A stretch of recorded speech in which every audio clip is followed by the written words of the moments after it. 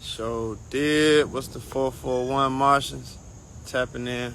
Martian Moon Day. You know what I'm saying? Just out here getting the breeze, talking to the trees. The birds talking too, man. They talking. The crows out here. You know they doing their thing.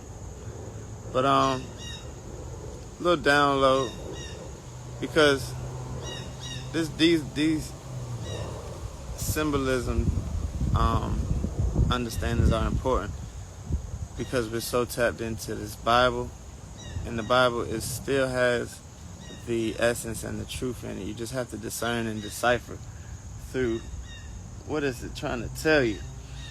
So I'm just sitting here and for whatever reason thinking about Adam and Eve. And Adam was born, from the rib was born Eve.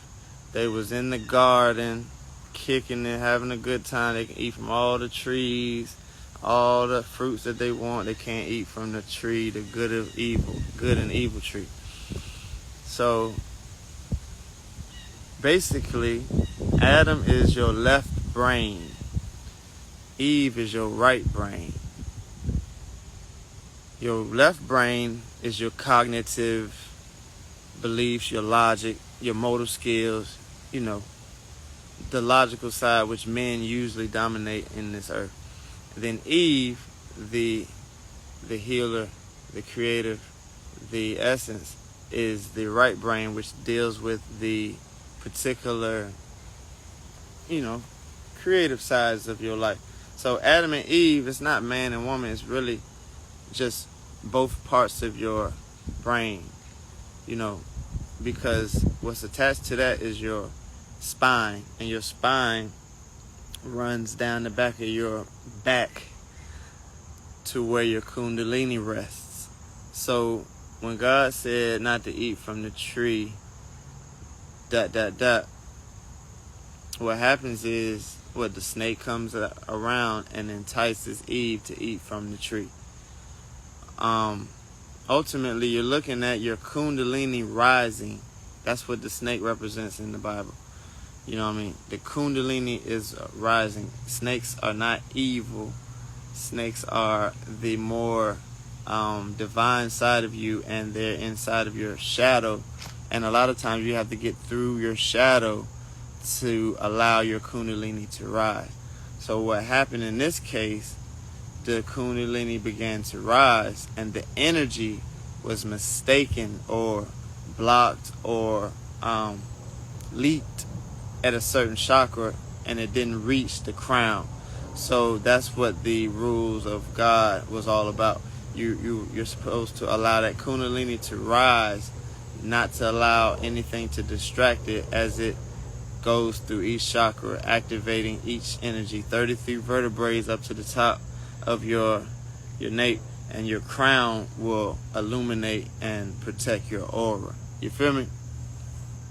So you have to understand what they're talking about when you're looking at these stories, because true, Adam and Eve could have been a real person, and very well have been a real story. It could be true. Let's just go with that. You know what I'm saying? But let's remember that spirit and the unseen tackles in symbolism. So regardless of if it was real or not, it's all a symbolism to have understanding. Just as you, me, he, she, and her, him, and them walk around this earth, we're all symbols of a specific piece of a puzzle. And the puzzle gets put together as we all reveal the godliness within ourselves. So if you're biting from the tree of good and evil, I'm getting distracted because the bird talking to me. I'm trying to hear what he's saying.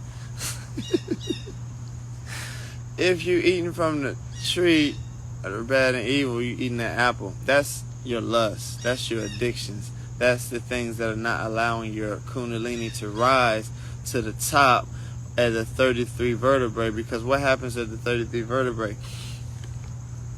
Jesus died, right? 33, age 33, right? He died at age 33. So you have to continue to remember the symbolism is connected throughout this Bible, So at age 33, when your vertebrae aligns Your chakras all align, which just means everything becomes in balance. And this is a constant process, if anybody who has worked on this knows. But once you begin to get that alignment, you begin to go through ego death. Ego death is what happened to Christ when he got nailed to the cross. Excuse me. The ego died. Jesus was a man. Jesus was a person. He walked amongst the thieves. He walked amongst the strippers, the thugs, and, the prophets, priests, everybody that was in the world. He walked amongst them, and he rubbed shoulders, talked, encouraged, or denounced lies to them. But at some point, he was crucified because his Son of Man energy was in death. He had been through the entire ranks. He went through initiation, and now it's time to kill his ego. So when he drags his cross down I don't even know what that was. When he drags his cross down the little damnation hall where everybody's throwing stones at him, that's that ego dying. That's the ability to not let the outside affect you in a way or a manner that is going to keep you from nailing Son of Man to the cross. Because what happens after Son of Man gets nailed to the cross? Son of God comes out, and the phoenix rises, and the rebirth happens, and the new found energy of that Easter energy. All that is involved in the rebirth. So you want to follow your Bible deeper into, what is it trying to tell you? Because it could be stories, true stories, but you also have to remember there's symbolism involved in this entire book. Some of it could be there to trick you, so you have to remember to read the entire thing, discern what you're looking at, and omit or add some of those lost books that they've omitted themselves. Feel me?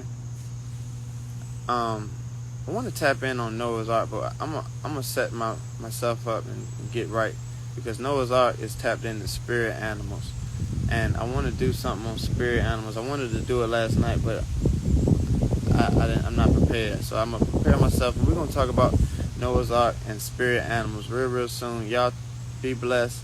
Y'all have a great week. Happy Moon Day, Martians. Eat the thumbs up. Stay cool. Peace.